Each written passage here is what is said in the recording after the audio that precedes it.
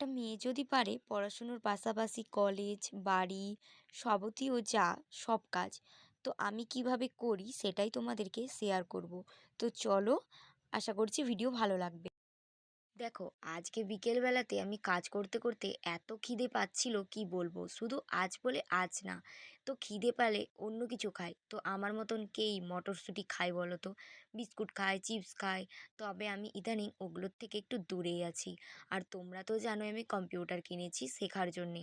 তো শেখার থেকে বেশি গান শুনেই দিনটা কাটিয়ে দিই। এর জন্যে দাদা তো আমাকে বহুত বকে। তো কি করব, গান শুনি, কাজ করি, সব কিছুতেই একটা কিছু।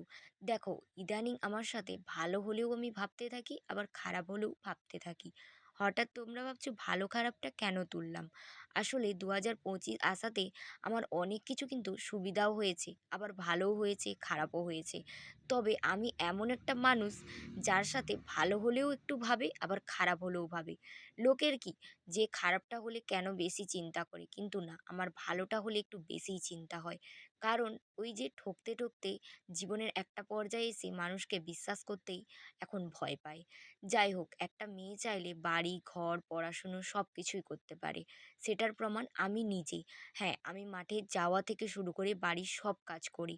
আমি গর্ব করে বলতে পারি, আমি মেয়ে তো আমি সব কিছুই টুকটুক করে কাজ শিখে নিয়েছি। তবে আমাকে কেউ হাতে ধরে শেখায়নি। আমি সম্পূর্ণটাই একটু লোকের দেখে শিখেছি। লোক বলতে ফ্যামিলির। রান্নাটা ঠাকুমার দেখে দেখে শিখেছি। আমাকে বলে দিত, আমি করতাম, কিন্তু ওই হাতে ধরে ব্যাপারটা শেখাতে হতো না। তোমরা আগেও বলেছি, বিশ্বাস করবে না, আমি ক্লাস 3 বা 4 থেকে, মেবি আমার মনে নেই, ওরকম থেকে আমি রান্না শিখেছি। আর মাঠে যাওয়া, বাড়ি মেনটেন করা সব কিছুই আমি নিজে নিজে শিখেছি। তো যাই হোক, চা প্রেমীর কাছে একদিন না চা হলে কেমন লাগে বলো তো? আমি না একটা পাগল।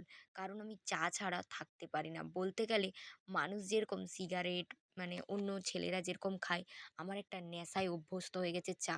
বিশ্বাস করো, কেউ চা ধরো না, কারণ চা এমন একটা জিনিস যেটা ড্রাগসের থেকেও মানে অনেক মারাত্মক লেভেলের। যাই হোক, এই নেশা থেকে তো আমার বেরোতে এখনো পারছি না, জানি না, আশা করি কবে পারবো। যাই হোক, এইখানে আমি মানে বাড়ির ঝুল ঝাড়ছিলাম। কারণ দেখো, এত টেনশন, এত চাপ, কখন কি করব আমি নিজেও বুঝতে পারছি না।